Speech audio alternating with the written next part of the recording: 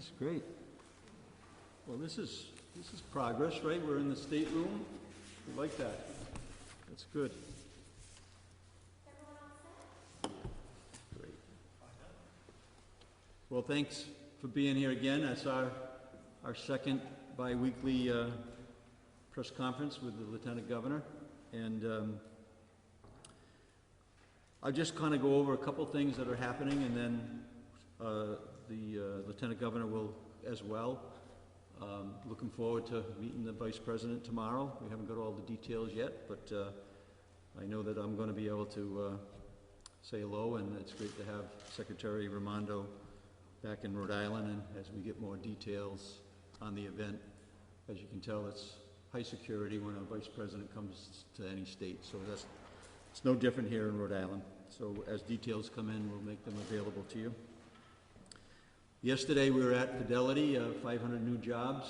I think that speaks for itself, their confidence in our state and the work that we're doing to continue to develop and balance both blue chip companies and small businesses. There's room for both.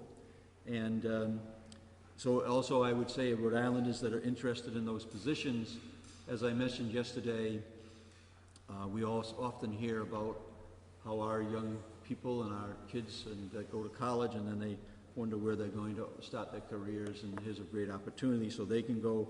Anybody that's interested in those positions, they've already set up a site, and that's fidelitycareers.com. fidelitycareers.com. I'm speaking a little bit about the Rhode Island 2030 plan. This week we continue to move that forward to talk about what Rhode Island would look like in 2030, with consideration of not only the dollars that are coming in, but also the potential of more investment in Rhode Island coming from the federal government. So our first community conversation is going to be this Thursday afternoon, and along with the Speaker and Senate President, along with the Lieutenant Governor, there will be a presentation by economist Joe Seidel, as Z-I-D-L-E, and then a panel discussion with Bruce Van Saun, CEO of Citizens, Martha Wolford, CEO of Blue Cross, Council President Susie Alba from Smithfield, Robbie Luna, President of Arctec, and a member of the URI Board of Trustees, and Larry Warner of the United Way. So those will be like the first of several community conversations. There's no committee. It's going to be an open forum, and people are going to be able to put their questions in, and then we'll answer those, but then we'll come back with a whole new subset of people interested in weighing in on what Rhode Island's going to look like in 2030. All right? And it's on a Zoom, yes.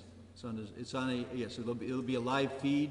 We'll get that information for you, how you can people can listen in before then. It's similar to what we've done on the community conversations and the virtual small business town hall. It's the same format, same technology.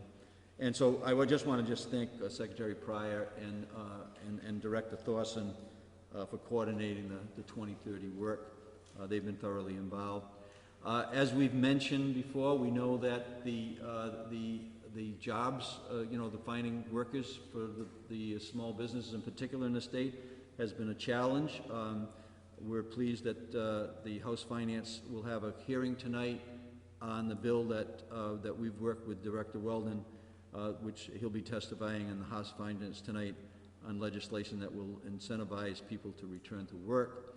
And the legislation is a win-win for our workers and businesses, and it would allow people to earn more, keep more, stay attached to the UI system, and it would also help businesses find the talent they need as a first step. And we're going to keep on working to make sure that we match up the amount of employees that our businesses are going to need, because we're going to have a real strong summer, which is really exciting for everybody in the state of Rhode Island. Just a quick hit on some of the work that we've been doing.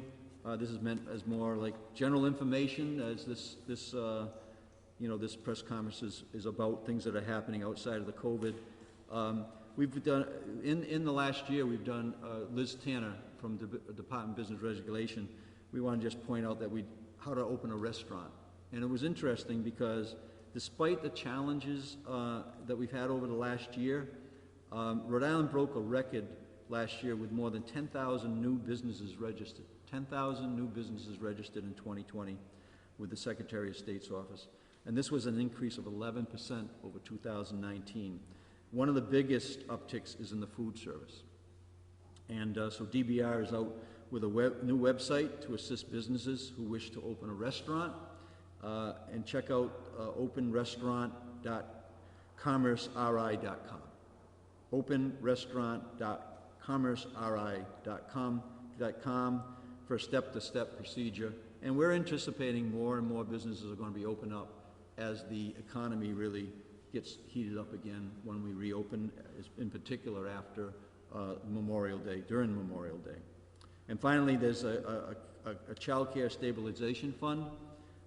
There's still grant money available for licensed child care providers as part of the Child Care Stabilization Grant Program.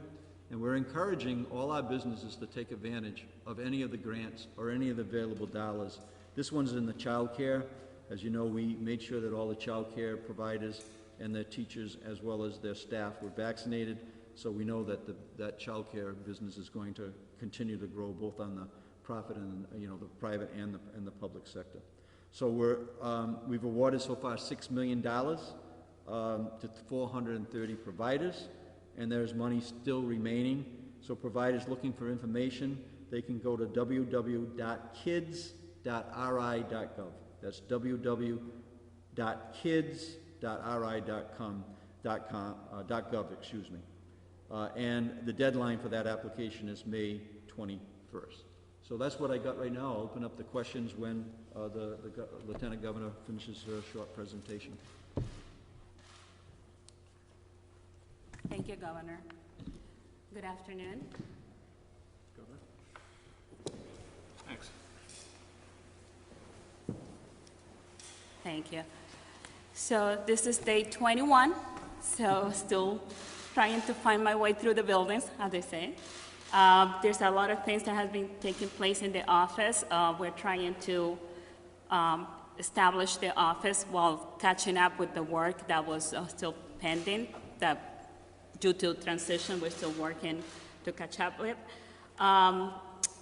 Working on my first 100 days, we had visited already Jamestown, Newport, East Providence, Smithfield, North Providence, and Westerly.